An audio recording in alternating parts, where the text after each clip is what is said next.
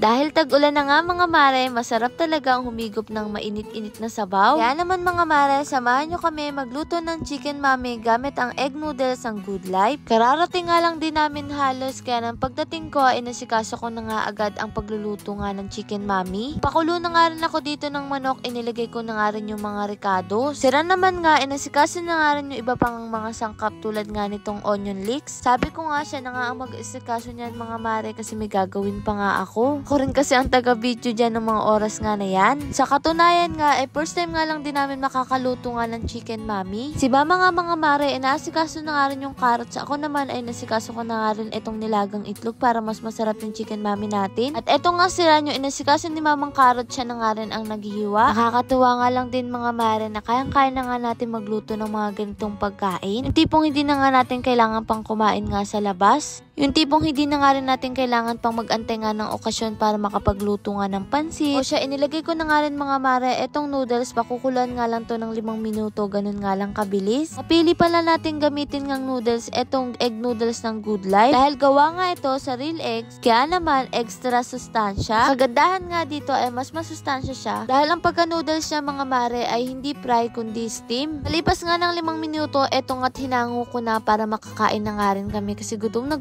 nga rin kami ng mga oras na yan. Naku, tiyak hindi nga lang ito ang unang beses at huling beses nga natin to mga maring lulutuin. Dahil nakakatuwa nga din siya mga mare dahil napakabilis lang talagang lutuin nito. Ito nga't sinalin ko na nga rin sa magiging lalagyanan niya nga mga mare at eto naghanda na nga rin ako. Syempre kahit sa bahay nga lang tayo nagluto, dapat ala restaurant pa nga rin yung mga style. Eto nga't nilagay ko na nga rin yung noodles para maya maya ilalagay ko na nga rin etong carrots, repolyo. Na nga luto yan mga mare dahil ang magluluto dyan yung sabaw nga natin. At eto nga't nilagay ko na nga yung repolyo mga mare kasi ng mga oras nga nagrereklamo na rin yung mga kasamahan ko at nagugutom na rin daw sila. Ano ba naman kasi kung titingnan lang ay talagang masarap nga rin to mga mare at first time pa nga lang natin makatikim nito. Syempre hindi to matatawag na chicken mami kung walang manok kaya eto't nilagay ko na rin din sa ibabaw. Pwede nyo nga rin to mga mare gawin sa bahay nyo. Pakadali lang talaga at magkakaroon pa kayo ng bonding buong pamilya. Ito lang din talaga ang masasabi kong bonding na hindi ko nga ipagpapalit mga mare yung sabay-sabay nga kaming kumakain. Ate kasi mas madalas nga kapag nga may okasyon lang kami nakakakain ng ganitong kasarap na pagkain. Pero ngayon nga, anytime na nga mga mare. Kaya naman, inilagay ko na nga rin etong sabaw. Tiyak na mapapadami na naman nga yung kain nga natin ito. Syempre, nakaka-proud lang din kasi mga mare, meron na naman nga tayong panibagong natutunan lutuin. O siya, flex ko muna nga sa inyo mga mare. At eto nga si mama, sabi ko kumain na nga kami. Kaya naman, nilagyan ko na nga rin siya dito sa plato niya. Ano ba naman kasi, kaya plato yan mga mare, yung mga mangkok natin ay nasa kabila. Pwede naman to dahil malalim naman siya. Si Agatha nga, kanina pa talaga to nag-aantay mga mare. Pangiting-itin na nga lang din sa camera kasi gutom na rin. O siya, kumuha na kayo ng plato at sabayan nyo na nga rin kami mga mare. Pagdating talaga mga mare sa kainan, ayan, tahimik kami kasi kanya-kanya na nga kami ng kain dyan. Naman nga sa pagbubuhat ng bangko mga mare, pero masarap nga siya. Kaya naman mga mare, mag-chicken mami na nga rin kayo gamit ang egg noodles ng Good Life. Pak na matutuwa ang buong pamilya.